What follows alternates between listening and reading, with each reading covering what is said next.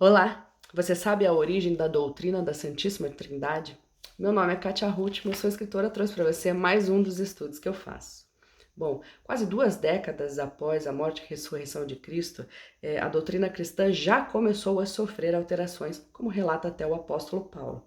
Muitos conceitos e práticas enraizadas aí do antigo paganismo se apoderou e modificou a fé estabelecida por Jesus.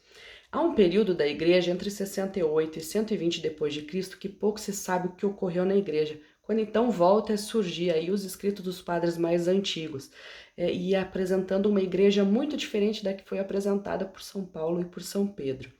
Nesse período já começou a ocorrer aí enormes conflitos de doutrinas dentro da igreja.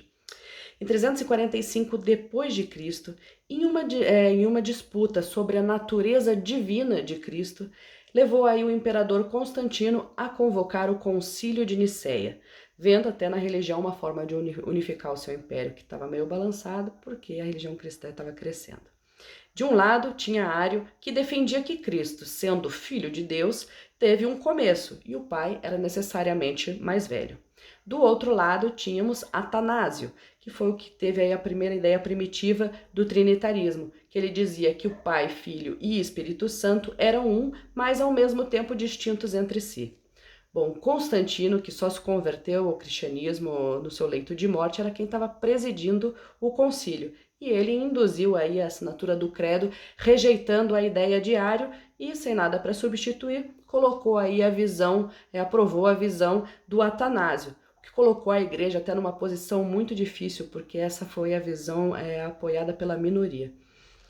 Bom, por mais de 70 anos de divergências que seguiram de forma até violenta e sangrenta, surgiu então um novo desacordo sobre outra questão, que era a natureza do Espírito Santo.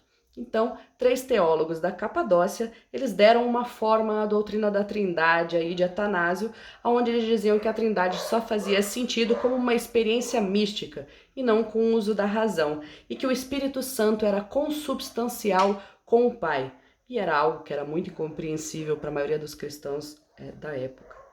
Em 381 depois de Cristo, o imperador Teodósio convocou o Concílio de Constantinopla, presidido por Gregório, era um dos 3 teólogos da Capadócia.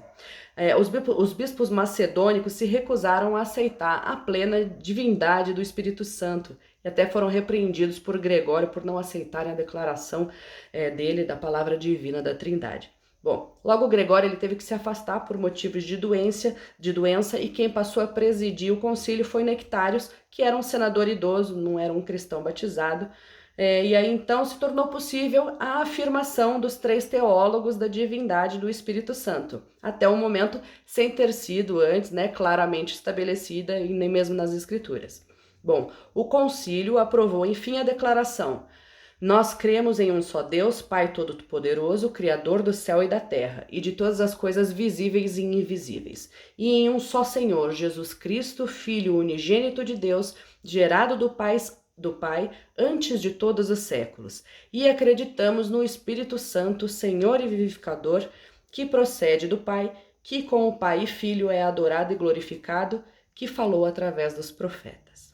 Essa declaração ficou conhecido como o Credo Niceno-Constantinopolitano, surgindo então a Trindade, a Santíssima Trindade, como é entendida hoje e se tornando a crença oficial e ensinamento sobre a natureza de Deus, mesmo não havendo esse conceito nos ensinamentos de Jesus, dos apóstolos e dos outros bíblicos.